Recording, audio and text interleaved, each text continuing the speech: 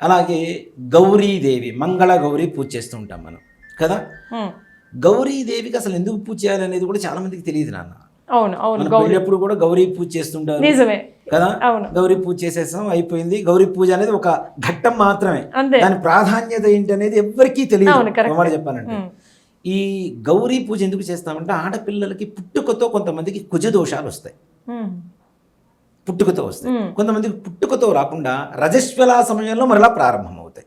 ఓహో మంగళవారం అవ్వటం, ఓ అట్లాగే ఎర్రటి వస్త్రాలు కట్టుకున్నప్పుడు రజస్వాలు అవ్వటం, ఓహో కొన్ని నక్షత్రాలలో అవ్వటం. ఓహో ఇప్పుడు పుట్టిన సమయంలో జాతకం ఎలా అయితే చూస్తామో రజస్వల సమయంలో కూడాను చక్రం చూస్తాను నేను, లగ్న చక్రం చూస్తాం.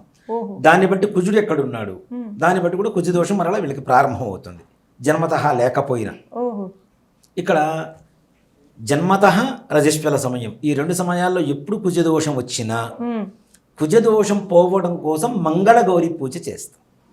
మంగళం అంటే ఏంటి? శుభం, శుభం, మంచిది జరగాలి. అలాగే మంగళం అంటే కుజుడు అని కూడా వస్తుంది. ఓహో మంగళవారానికి అధిపతి ఎవరు? కుజుడు కదా. కుజుడు కుజుడు అవును. కుజదోషాలు పోయి వీళ్ళకి సత్సంతానం కలగడం కోసం చేసేటువంటిదే మంగళగౌరీ పూజ, మంగళగౌరీ వ్రతాలు. ఓహో ఓకే ఓకే ఓకే.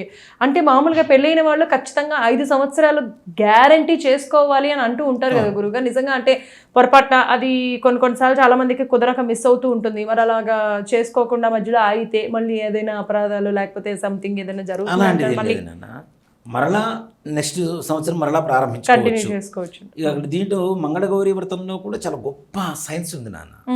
అది మనం పూజలు చేస్తూ ఉంటాం, వాటిలో ఉండేటువంటి కొన్ని మొరల్ వాల్యూస్ కానివ్వండి, కొన్ని సైంటిఫిక్ రీజన్స్ కానివ్వండి, మన శరీర ఆరోగ్యానికి పనికొచ్చేటువంటి కొన్ని సూక్ష్మమైనటువంటి సూత్రాలు అవి మనకి తెలియదు.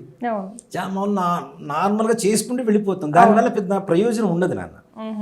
దాంట్లో ఉన్న గొప్పతనం ఏంటో తెలుసుకుంటే మనకు అప్పుడు దాని వల్ల కలిగేటువంటి ప్రయోజనం కలిగిందా లేదా అని తెలుస్తుంది.